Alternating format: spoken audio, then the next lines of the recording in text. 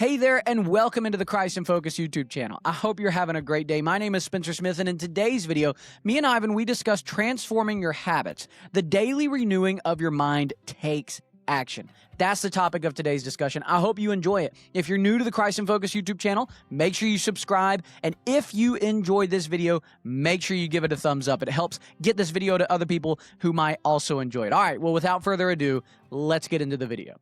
Believe that our faith can be involved in every single area of our lives. There's nothing there other than a surface level hangout club stamped with Jesus. Let's talk about that and let's say what's wrong. I would go to venture that there is no spiritual purpose behind it. We should be looking to lift each other up. Everything that we're doing is just going to be coming from this. Romans 12 says, I beseech you therefore, brethren, by the mercies of God, that you present your bodies a living sacrifice, holy, acceptable to God, which is your reasonable service. And do not be conformed to this world, but be transformed by the renewing of your mind, that you may prove what is that good and acceptable and perfect will of God. And so I think when we read, do not be conformed to this world, but be transformed by the renewing of your mind, it's not just I got saved and now I'm automatically, tip-top Jesus. It's, there's a daily thing with renewing your mind. It's no different than if daily you're just consuming TikTok every single day about, let's just say you see a video once. It's, I don't know, you see a video about knitting, right? Like, and you're somebody who you had a thing about knitting once and you really like knitting. You see that video, you spend a little bit too much time on it. The algorithm's going to know to keep feeding you more knitting stuff. What happens if you keep watching it? Well, then you're going to think, well, actually, I do have some money to spend on some knitting stuff. I can get back on that. So then you start buying some knitting stuff and you get back into knitting. And here you are 6 months later, you've become a professional knitter. Why? Because you've been consuming content over and over and over and put your money where your mouth is, put your actions where your thoughts are. And now 6 months later, you're doing something that 6 months prior, you would have had no business doing. Not that that's wrong, but just you wouldn't have done it.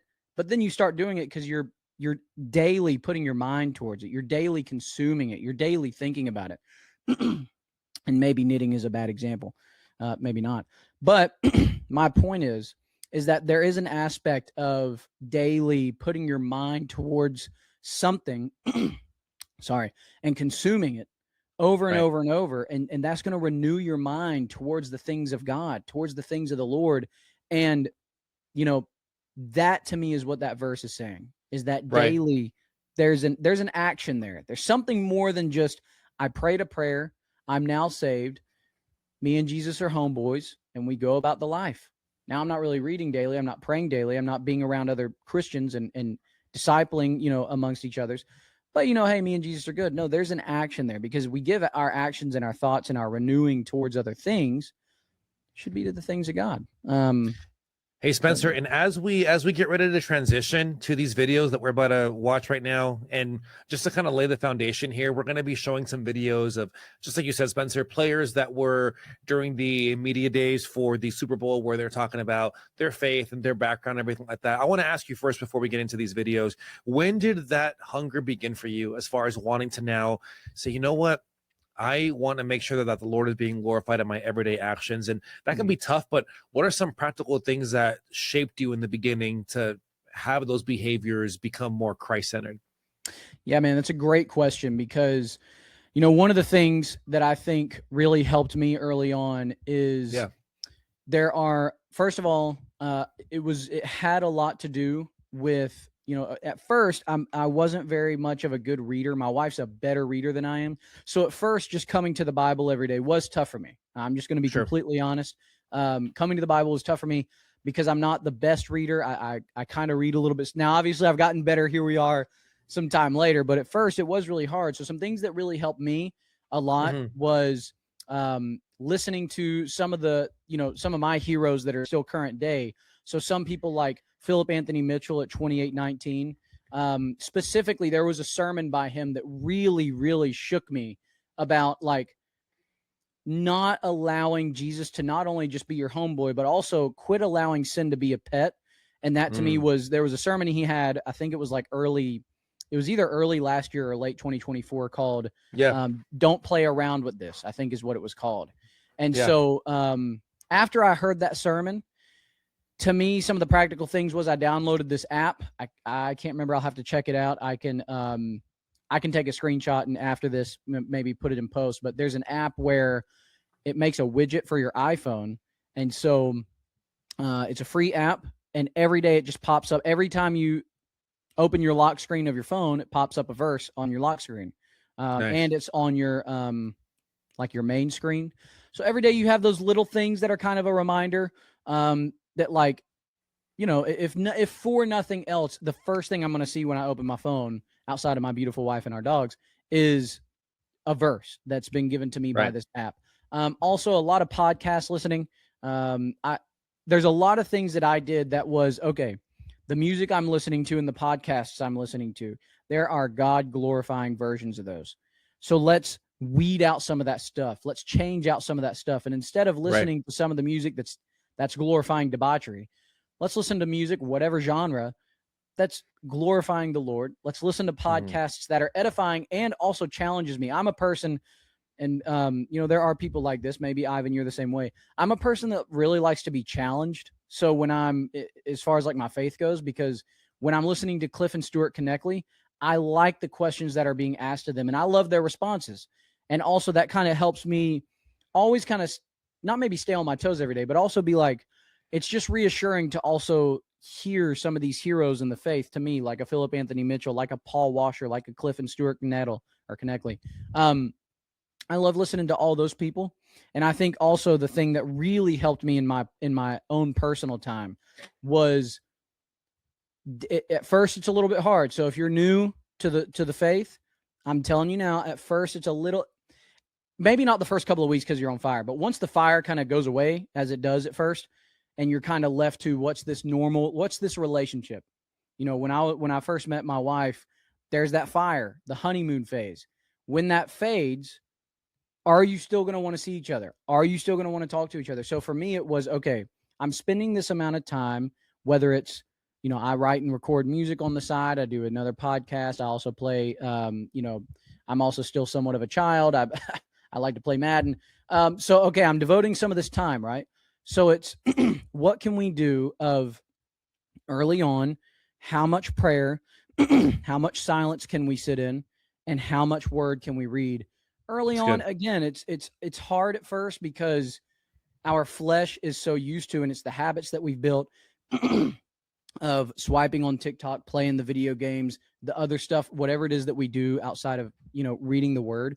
So at first I would just say the easiest thing is to find the content that you are easy and able to consume. If you're already listening to podcasts a lot, so like at my job, I have a headphone in and I listen to a lot of podcasts. So for me, change those podcasts up, change the YouTube videos you're listening to up, change the music you're listening to up, get some stuff on your phone that shows you a Bible verse daily.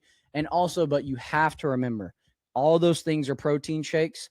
The meal that you're going to eat is coming to the word and praying. And so I would just say that even if it's just a little bit a day, a verse, a chapter, if you can, early on, build that habit.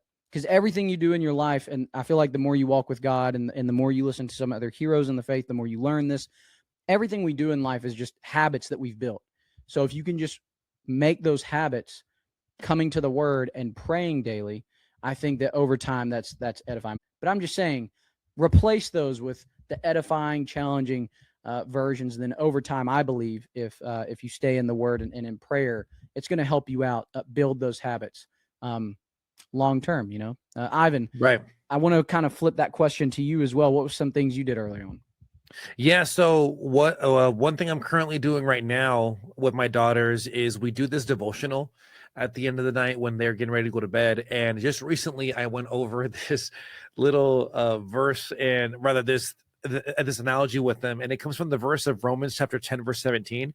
And it reads, "So faith comes from hearing and hearing through the word of Christ." And I loved it because the way I use this analogy for the girls was that think of your faith as something that you have to deposit to continue to grow in, right? So, for example, when you go to the gym, Spencer, we like to think that the first day we go, we do some curls, we're going to get buff. right? That's not how it works out, unfortunately. Yeah, exactly. Flex those muscles. However, it takes time, right? But you're depositing each workout, you're doing a deposit, you're making a deposit. Same thing with our faith. And I told the girls that if you want to grow in your faith, you have to deposit faith coins. So just imagine a piggy bank, and every verse you read, you're adding a coin in there. Every praise and worship song that you sing or that you listen to, you're adding in there. And I tell the girls that it's easy to have those things deposited, but then when trials come, you'll start remembering, oh yeah, wait, the Lord did say that he will be my light. Or, oh hey, you know what, he did say he'll never leave me, that he'll be there, never forsake me. Oh, he did say that perseverance is good, that I should rejoice and I'd rather rejoice whenever I'm feeling struggles, because it's going to build up my faith. Or, you know what, I am worth loving, because for God so loved the world, he did give. You know what I'm saying? So we use those things as a practical example to remember that, hey, you know what? The way we grow in our faith are small practical, rather there are small practical examples of how we can grow in our faith. And for me, it's been seeing our faith as like, hey, how do you deposit more of it? And I love what you said too about that widget, because recently I added the verse of the day as my widget every single day. So the minute I open my phone, the first thing I see is the verse of the day. So how do we not change our behavior of going to our phone, but how do we modify it where now Christ is at the focus of those things? So